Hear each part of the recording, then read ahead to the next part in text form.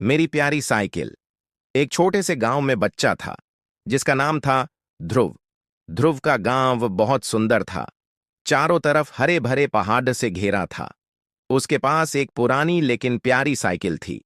वह साइकिल उसके पापा ने उसे उसके 7वें जन्मदिन पर गिफ्ट की थी। ध्रुव इसे प्यार से शेरू कहता था।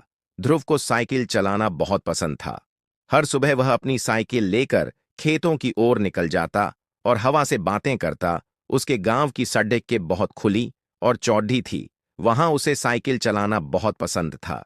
लेकिन एक दिन उसकी प्यारी साइकिल का पिछला पहिया खराब हो गया, जिसकी वजह से उसे अपनी साइकिल को रिक्शे में रखकर घर लाना पड़ा। इसलिए वह निराश होकर घर लौट आया। उसकी मां ने उसे समझाया, बेटा, जो चीज हमें खुशी देती है उसकी देखभाल करना भी हमारा कर्तव्य है। मां की ये बात सुनकर वह अपनी साइकिल को ठीक कराने साइकिल की दुकान पर लेकर जाएगा। जब साइकिल ठीक हो गई तो ध्रुव को ऐसा महसूस हुआ जैसे उसने कोई बड़ी जीत हासिल कर ली हो।